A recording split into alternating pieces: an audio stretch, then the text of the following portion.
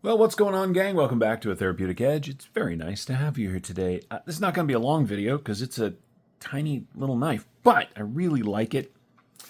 This is a Terrain365. If you guys have been watching my channel ever, you'll know that I have a bit of a Terrain365 collection. Everything, from the Invictus.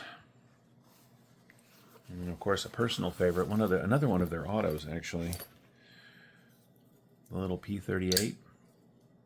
I love this stuff, and I love their designs, and I very much love the blade material that they use. It is called, as I said, Terravantium, which is their sort of brand name for dendritic cobalt, which is very cool because you can soak this stuff in salt water, and it will not rust. And it's non-magnetic. So these big titanium knives, I'm not suggesting you do this, but they don't set off metal detectors unless they're set really sensitively. So what do you get here? Well, this is the CAS, which stands for California Special. It is, as I said, an OTF. It's got a great little blade on it. It's very neutral, as most OTFs are, so you get a good grip on it, even though it's small. It is 3 fingers for me. The deployment switch here is something I wish other OTFs would do. On a lot of OTFs, you're going to see this knife later, but on a lot of OTFs, you get this sort of pyramid-shaped deployment switch. This, as you can see, first, it's titanium, and it's got this lovely milling, and the way that it's shaped, your thumb settles in really nicely for the close, and of course, works perfectly for the push open. I really wish there was more of that in the OTF world. A knife this small is designed specifically for California. It is in the same vein as the Launch 4 from Kershaw, or the little Calmigo from ProTech. All of these have just at or just below a 2-inch blade, and that's what leaves them legal to both carry, own, possess, and all that other stuff here in California. Now, that sucks because it's stupid, but that's where we're at. The other thing it does, and particularly the Calmigo, these make for excellent sort of fifth pocket or backup blades. Or if I'm wearing like basketball shorts or something where I don't want to, have heavy-duty pockets, one of these is relatively light. They drop in the pocket and sort of disappear, but you have a lovely cutting tool if you need one, right? Now, I mentioned that this is a very thin slice of that dendritic cobalt. Let's take a look and see how much of that you get. We'll do the overall specs, and then we'll go from there. Let's see. Where are we at? Yeah, just at, is that correct? Yep, just at 2 millimeters, which is pretty thin. The handle itself, well, it's about 1 inch. A little more, a little less. It's just a neat tool. Let's take a look at what you get overall. From tip to tail, we line that up. You are looking at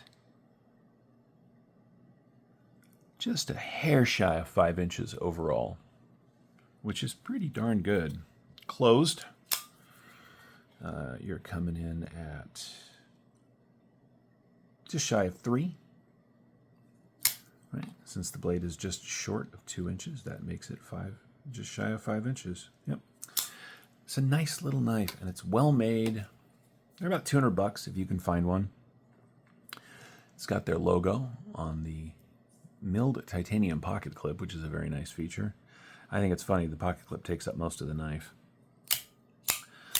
I already showed it to you against its sort of comparative small knives from other companies, so let's do it against some stuff you may be more familiar with.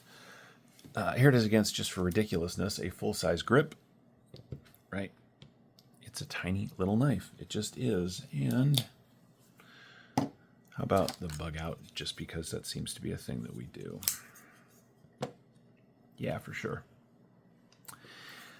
If you are in the market for a reasonably priced, $200, versatile, usable OTF, and again, that dendritic cobalt, I mean, it's not a super steal in the edge retention department, but for your daily usage, I have yet to have a problem with any of my Terravantium from these guys.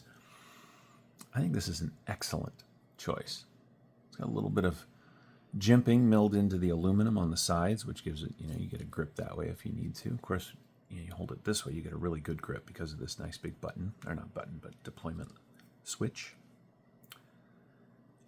This is just a well-sorted cutting tool.